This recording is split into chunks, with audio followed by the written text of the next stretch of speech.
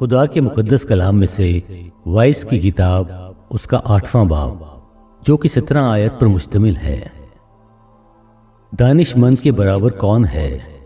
اور کسی بات کی تفسیر کرنا کون جانتا ہے؟ انسان کی حکمت اس کے چہرے کو روشن کرتی ہے اور اس کے چہرے کی سختی اس سے بدل جاتی ہے۔ بادشاہ کی اطاعت کرو۔ میں تجھے صلاح دیتا ہوں کہ تو بادشاہ کے حکم کو خدا کی قسم کے سبب سے مانتا رہے۔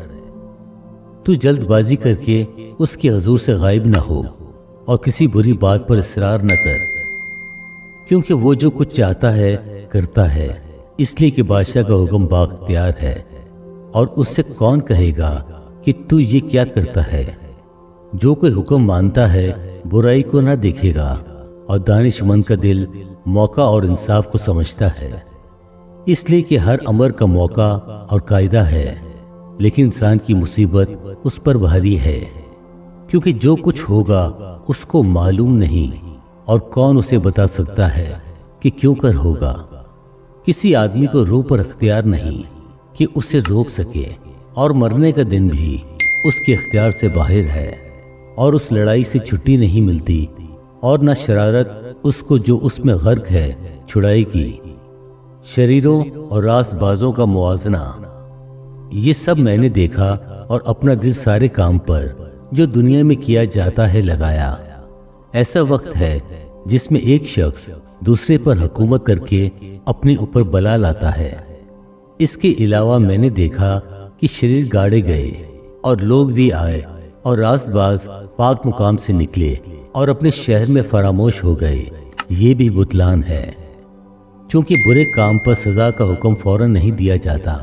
اس لیے بنی آدم کا دل ان میں بدی پر باشدت مائل ہے۔ اگرچہ گناہ گار 100 بار برائی کرے اور اس کی عمر دراز ہو، تو بھی میں یقیناً جانتا ہوں کہ انہی کا بھلا ہوگا جو خدا ترس ہیں اور اس کے حضور کامتے ہیں، لیکن گناہ گار کا بھلا کبھی نہ ہوگا، اور نہ وہ اپنے دنوں کو سائے کی مانند بڑھائے گا، اس لیے کہ وہ خدا کے حضور کامتا نہیں۔ ایک بطالت ہے جو زمین پر وقوع میں آتی ہے کہ نیکوکار لوگ ہیں جن کو وہ کچھ پیش آتا ہے جو چاہیے تھا کہ بد کرداروں کو پیش آتا، اور شریر لوگ ہیں جن کو وہ کچھ ملتا ہے جو چاہیے تھا کہ نیکوکاروں کو ملتا۔ میں نے کہا کہ یہ بھی بتلان ہے۔ تب میں نے خرمی کی تعریف کی، کیونکہ دنیا میں انسان کے لیے کوئی چیز اس سے بہتر نہیں کہ کھائے اور پیے اور خوش رہے،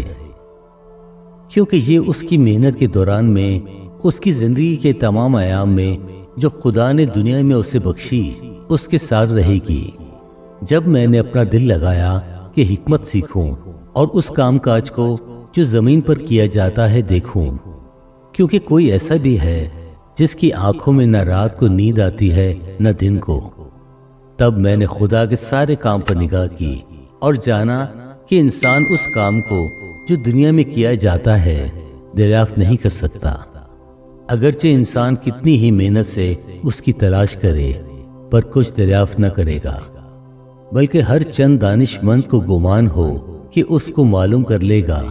پر وہ کبھی اس کو دریافت نہیں کر سکے گا۔